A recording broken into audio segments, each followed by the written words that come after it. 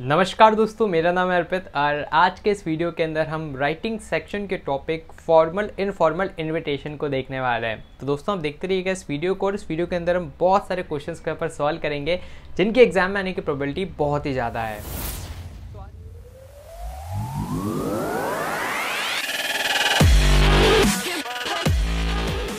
तो आज के इस वीडियो के अंदर हम लेटेस्ट सीबीएसई के सिलेबस के हिसाब से फॉर्मल इनफॉर्मल इनविटेशंस को देखने वाले हैं, और साथ ही यहाँ पर हम important previous year questions, sample paper questions, latest जो भी सीबीएसई का सैम्पल पेपर क्वेश्चन है वो, और बहुत सारे प्रैक्टिस क्वेश्चंस को यहाँ पर सॉल्व करने वाले हैं। तो बिल्कुल बहुत ही कमाल की आपके यहाँ पर प्रैक्टिस सुनिश्चित होने वाली है। तो आइए स्टार्ट करते हैं हमारे इस वीडियो को। तो आइए अब हम स्टार्ट करते हैं फॉर्मल एंड इनफॉर्मल इन्विटेशंस को। तो अगर हम सिलेबस को देखें तो फॉर्मल इन्विटेशन एंड रिप्लाई जो हैं ये आपके 5 मार्क्स के आते हैं, और टोटल जो आपका राइटिंग सेक्शन है वो 20 मार्क्स का है। तो मतलब 25% जो वेटेज है वो आपके सिलेबस का formal informal invitation and replies का है। तो आइए स्टार्ट करते हैं। सबसे पहले हम फॉर्मल इन्विटेशन को देखते हैं। तो इन्विटेशन यार बेसिकली एक प्रकार की रिक्वेस्ट है ना, जो कि किसी भी पर्टिकुलर पर्सन को की जाती है ताकि वो आपके इवेंट को ज्वाइन कर सकें। इन्विटेशन 2 प्रकार का होता है, एक फॉर्मल एक इनफॉर्मल। फॉर्मल इन्विटेशन हमेशा ऑफिशियल पर्पस के लिए यूज़ किया जाता है, एंड फॉर्मल इन्विटेशन के लिए जनरली तो हम एक इन्विटेशन कार्ड बनाते हैं। जैसे आपने देखा होगा जब भी शादी होती है तो आपके घर पर एक इन्विटेशन कार्ड आता है। लेकिन कई बार अगर हम बहुत ही स्पेशल किसी गेस्ट को बुला रहे हैं, किसी वीआईपी को बुला रहे हैं, तो वहाँ पर हम लेटर का भी यूज़ कर लेते हैं फॉर्मल इन्विटेशन के अंदर। वहीं पर इनफॉर्मल इन्विटेशन तो हमेशा एक लेटर की फॉर्मेट में ही होता है। अगर कुछ कैरेक्टरिस्टिक्स हम देखें फॉर्मल इन्विटेशन की, तो ये हमेशा थर्ड पर्सन में लिखे जाते हैं। ये सबसे इंपॉर्टेंट पॉइंट है और यहीं पर बच्चे मात खा जाते हैं। तो याद रखना, थर्ड पर्सन में अपने को इसको लिखना है ना। थर्ड पर्सन मतलब ऐसा लगेगा कि आप बाहर से किसी भी चीज़ को देख रहे हो, ठीक है। मतलब लड़ाई 2 और जनों की हो रही है और आप तीसरे व्यक्ति हो ना, बाहर से उस चीज़ को देख रहे हो। Then in case of a VIP, अगर आप किसी भी चीफ गेस्ट को इनवाइट करते हो है ना, तो उसके नाम को आपको इनविटेशन में लिखना होता है, वरना जनरली सभी का नाम नहीं लिखा जाता है ना। जैसे शादी की जो पत्रिका होती है तो उसमें अंदर की तरफ थोड़ा ना आपका नाम लिखा जाता है कि हाँ है ना, शादी जिसकी होती है बस उसका नाम लिखते हैं, या फिर जो नीचे है ना बहुत सी बार उनका नाम लिख देते हैं जो घर के मेम्बर्स होते हैं। लेकिन सबका नाम नहीं लिखा जाता ना, नाम तो फिर वो ऊपर लिफाफे पे लिखते हैं। लेकिन अगर कोई स्पेशल वीआईपी है तो उसका नाम आप अंदर कार्ड में लिखोगे। देन डेट ऑफ राइटिंग नहीं लिखा जाता कि कौन से दिन उस पत्रिका को छापा गया है, वो नहीं लिखा जाता। जबकि डेट ऑफ इवेंट लिखा जाता है ना, किस दिन आपको आना है वो लिखा जाता है। कोई सिग्नेचर की ज़रूरत नहीं है इसके अंदर। लास्ट में यहाँ पर RSVP का यूज़ किया जाता है। RSVP एक फ्रेंच शब्द है और इसका मतलब होता है प्लीज़ रेस्पॉन्ड। तो जनरली क्या होता है यार, देखो विदेशों के अंदर बहुत महंगी महंगी होटल्स के अंदर पार्टीज़ को रखा जाता है, बहुत लिमिटेड गेस्ट रहते हैं। तो वहाँ पर क्या होता है कि जैसे आपके पास इनविटेशन आया है तो आपको रिप्लाई करना होता है कि आप आ रहे हैं या नहीं आ रहे, उस हिसाब से व्यवस्था की जाती है ना। जैसे JW मैरियट है ना, 5 स्टार होटल, वहाँ पर शादी की जा रही है, एक प्लेट है 5,000 रुपये की। अब भाई साहब अगर 20 जने नहीं आएंगे तो वहाँ पर क्या हो जाएगा, 1 लाख रुपए का नुकसान हो जाएगा। तो इसलिए पहले ही उनसे पूछ लिया जाता है भाई आओगे नहीं आओगे, उस हिसाब से हम अरेंजमेंट करें। तो इसलिए RSVP इंपॉर्टेंट है। देन उसके बाद लास्ट में आपको इनविटेशन जो है ना, फॉर्मल वाला जो आप कार्ड में बना रहे हो उसको बॉक्स में आपको पुट करना है। लास्ट में मैं आपको एक टेबल भी बता दूंगा, 50 शब्द की सीमा है, उसको नहीं लांघना है। देन इसके बाद ये आपका बेसिक फॉर्मेट है, ठीक है। तो इसको आप याद रखना। देखो बॉक्स यहाँ पर बना रखा है, कार्ड फॉर्मेट है ये। सबसे ऊपर हम लिखते हैं क्या, name designation of the host या ऑर्गेनाइजर, ठीक है। तो होस्ट कौन है, जैसे mister and Mrs Sharma, mister and Mrs Verma. तो इस प्रकार से ऊपर जो भी होस्ट रहता है उनका नाम लिखा जाता है। फिर हम एक बहुत ही कमाल की लाइन लिखते हैं, जैसे जो भी वहाँ पर अनाउंसमेंट है, announce the opening of their. तो आप यहाँ पर देख सकते हैं थर्ड पर्सन का इस्तेमाल किया जा रहा है। एक्सक्लूसिव पार्लर फॉर वुमेन है ना, देन कहाँ पर वो ओपन किया जा रहा है वो आपने लिखा, ठीक है। कई बार हम इवेंट को ऊपर लिख देते हैं, जैसे शादी ब्याह है तो आप लिखोगे कि दे रिक्वेस्ट द बेनाइन प्लेजर है ना, ये भी हम आगे लाइन देख लेंगे। तो on the wedding occasion of their daughter है ना, जो भी डॉटर है विथ जिसके साथ भी उसकी शादी हो रही है। फिर उसके बाद डेट टाइम वेन्यू आपको लिखनी है। देखो इनविटेशन के कार्ड में आप भी, जब भी आपके पास शादी का कोई कार्ड आता है तो आप क्या करते हो, ये देखते हो ना भाई किस तारीख को शादी है, कहाँ पर जाना है ना, और कितनी बजे जाना है। तो ये तीनों सबसे इंपॉर्टेंट है, ये तो लिखना ही है। फिर उसके बाद लास्ट में आप कॉर्डियली इनवाइटेड हैं, है ना। कोई अगर ऑफ़र भी है तो वो लिख देना, जैसे यहाँ पर किसी दुकान का इनॉग्रेशन हो रहा है तो लिखा हुआ है कि फ्री हेयर कट मिलेगा 10 कस्टमर्स को। देन RSVP, ठीक है। तो RSVP मतलब मैंने आपको बताया था प्लीज़ रिप्लाई, किसको रिप्लाई करना है, फिर लास्ट में कॉन्टैक्ट डिटेल्स जैसे Mania Singh and phone number. Then इसको आपको क्या करना है, बॉक्स में बंद करना है। ये इसका बेसिक सा फॉर्मेट है। सारी चीज़ें सेंट्रल अलाइन चलेंगी इसके अंदर, ठीक है। तो बीच सेंट्रल अलाइंड है, न लेफ्ट है न राइट है, बिल्कुल सेंटर में सारी चीज़ों को आपको लिखना है। बस ये RSVP जो ये वाला पार्ट है ये आपको लेफ्ट में लिखना है। देन इसके बाद बढ़ते हैं हम आगे। अगर आप फॉर्मल इन्विटेशन को लेटर फॉर्मेट में देते हैं, ठीक है, जैसे एग्जांपल है अपने पास सर्वोदय पब्लिक स्कूल ऑर्गेनाइज कर रहा है annual sports day, principal wish करते हैं to invite mister PK Singh जो कि डिस्ट्रिक्ट मजिस्ट्रेट है, चीफ गेस्ट की तरह उनको बुलाया जा रहा है। तो अब यहाँ पर हम क्या लिखेंगे, लेटर फॉर्मेट में इसको लिखेंगे क्योंकि चीफ गेस्ट के लिए लिखा जा रहा है। आप चाहते तो इसका कार्ड बना सकते थे, लेकिन सिंस यहाँ पर देखो मेंशन्ड है ना, अगर आपको एग्जाम में मेंशन्ड है स्पेसिफिकली कि ड्राफ्ट है फॉर्मल लेटर ऑफ इन्विटेशन, है ना, ऐसा कई बार आ जाता है। तो फॉर्मल लेटर ऑफ इन्विटेशन है तो फिर तो लेटर लिखना ही है, लेकिन ड्राफ्ट इन्विटेशन होता तो फिर वहाँ पर आप कार्ड भी बना सकते थे, ठीक है। तो सबसे ऊपर हम लिखते हैं, लेटर का फॉर्मेट यही रहता है, सबसे ऊपर सेंडर एड्रेस, एक लाइन छोड़ते हैं डेट, एक लाइन छोड़ते हैं रिसीवर का एड्रेस, है ना। रिसीवर मतलब जिसको आप पत्र भेज रहे हो, जैसे डिस्ट्रिक्ट मजिस्ट्रेट PK सिंह को भेज रहे हैं। तो इसके बाद एक लाइन छोड़ोगे, फिर सब्जेक्ट आप लिखोगे, ठीक है, सब्जेक्ट लिखा। फिर उसके बाद सैल्यूटेशन। सैल्यूटेशन में देखो यहाँ पर एक घपला कर रखा है, रेस्पेक्टेड सर, सिर्फ और सिर्फ आपको सर लिखना है ना। रेस्पेक्टेड का मतलब भी होता है, दोनों का मतलब एक ही है। अगर आप किसी को सर बोल रहे हो उसका मतलब ये कि आप उसकी रेस्पेक्ट कर रहे हो, ठीक है, वरना आप उसको नाम से बोलते हैं। तो सर और रेस्पेक्टेड दोनों एक दूसरे को, है ना, कॉन्ट्राडिक्ट कर रहे हैं, तो दोनों को लिखने की ज़रूरत नहीं है, सिर्फ और सिर्फ सर लिखेंगे। फिर आप अपना जो भी है इन्विटेशन वो लिखेंगे, है ना, कि ये हमारा प्राइड है कि हम आपको बुला रहे हैं स्पोर्ट्स डे के इवेंट में, फिर डेट टाइम वेन्यू सारी चीज़ें आपको लिखना है। और लास्ट में आपको योर फेथफुली, देन फिर principal and Sarvodaya public school, ठीक है। अब यहाँ पर प्रिंसिपल सर का नाम भी लिखा जा सकता था ना, प्रिंसिपल तो डेजिग्नेशन हो गया, देन उसके ऊपर आप उनका नाम लिख सकते थे। अब सिंस ये लेटर फॉर्मेट में तो आपको इसको बॉक्स में बंद नहीं करना है, ये आपको याद रखना है। मार्किंग पैटर्न देख लेते हैं CBSE का, तो 5 मार्क्स में आएगा। 1 मार्क का फॉर्मेट है ना, फॉर्मेट अभी अपनों ने अच्छे से देख लिया है। 2 मार्क कंटेंट है ना, जो भी आपको क्वेश्चन में चीज़ें दे रखी है आपको उसको यूज़ करना है। ऑर्गेनाइजेशन ऑफ आइडिया, ठीक है, तो ऑर्गेनाइजेशन ऑफ आइडिया मतलब क्या है कि आपको बिल्कुल लाइन से चीज़ों को जमाना है, जैसे सबसे ऊपर नेम ऑफ द ऑर्गेनाइजेशन, फिर है ना डेट टाइम वेन्यू, फिर लास्ट में अगर कोई ऑफर वगैरह है तो इस तरह से आपको एक ऑर्गेनाइज रखना है ना। फिर RSVP, ऐसा नहीं सबसे ऊपर ही RSVP लिख दिया। देन एक्यूरेसी ना, एक्यूरेसी के अंदर मैंने आपको बताया था कि आपको यहाँ पर क्या लिखना है। एक्यूरेसी के अंदर आपको लिखना है आपका मतलब ध्यान रखना है ग्रामेटिकल स्पेलिंग और पंचुएशन वाली मिस्टेक्स का।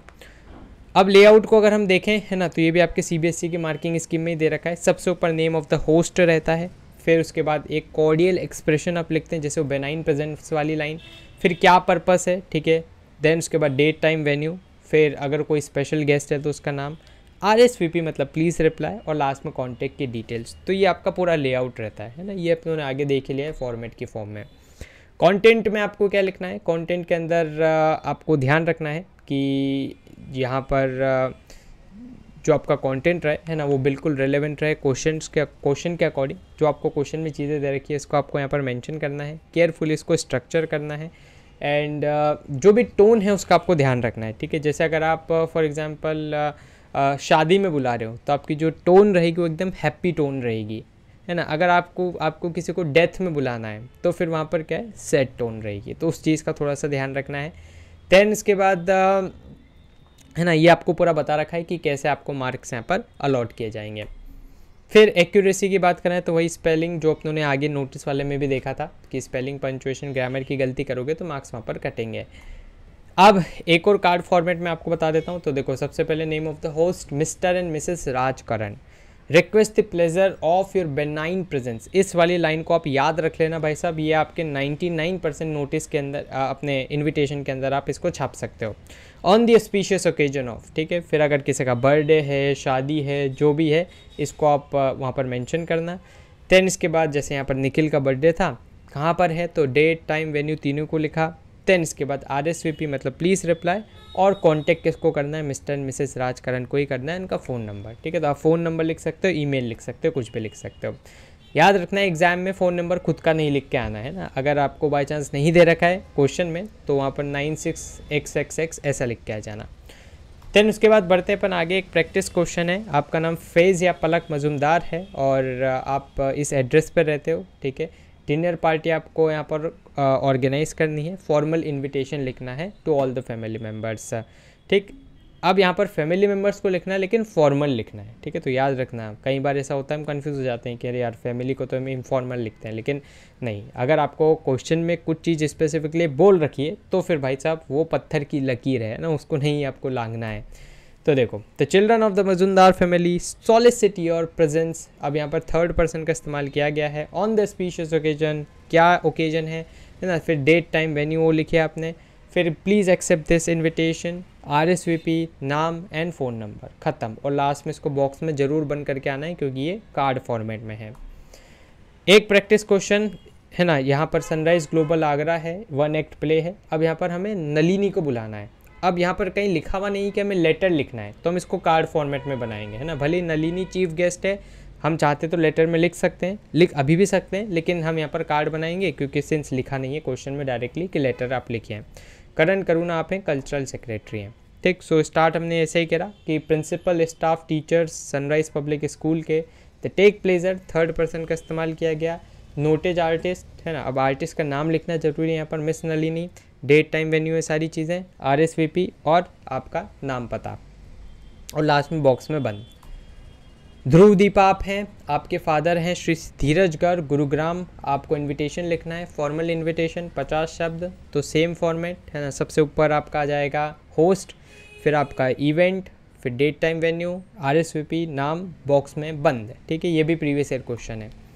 अब हम देखते हैं इनफॉर्मल इनविटेशन है। फॉर्मल इनविटेशन तो हमेशा बहुत ज़्यादा ऑफिशियल होते हैं ना, जहाँ पर मतलब बिल्कुल बहुत ज़्यादा एक फॉर्मल रिलेशन रहता है, वहाँ पर उसको लिखा जाता है। इनफॉर्मल मतलब बिल्कुल चडी बडी के दोस्त, ठीक है। जैसे होता है ना, आप शादियों में, आपके घर में कोई शादी है तो आप कार्ड वार्ड बांटते हैं सब जगह ना, और उनको बिल्कुल शादी वाले दिन बुलाते हैं कि 8 बजे आ जाना खाना खाने। लेकिन जो आपके बेस्ट फ्रेंड्स रहते हैं ना, या बिल्कुल जो कज़न्स रहते हैं, उनको आप पहले फ़ोन कर दे तो भाई 15 दिन पहले आना है तुझे शादी में, है ना। तो वो क्या हो गया, वो इनफॉर्मल इनविटेशन हो गया। तो अब क्या है, इनफॉर्मल लेटर के फॉर्मेट में लिखना है, फर्स्ट सेकंड पर्सन में आप लिख सकते हैं, पर्सनल और इनफॉर्मल टोन रहती है, सेंडर के एड्रेस को मेंशन किया जाता है, ठीक। फर्स्ट पर्सन का यूज़ करना है, इनफॉर्मल टोन रहेगी सही। लास्ट में हम जैसे लेटर में लिखते थे ना योर्स ट्रूली वगैरह, तो यहाँ पर योर्स सिंसियरली हम लिख सकते हैं। डियर प्लस नेम का हम यूज़ करेंगे सैल्यूटेशन में, जैसे फॉर्मल में हमने सर या मैम को यूज़ किया था, अब यहाँ पर हम डियर प्लस नेम का यूज़ करेंगे। एक एग्जाम्पल, सबसे ऊपर आएगा सेंडर एड्रेस, एक लाइन छोड़ेंगे, फिर लिखेंगे डेट, फिर हम सैल्यूटेशन लिख देंगे, ठीक है।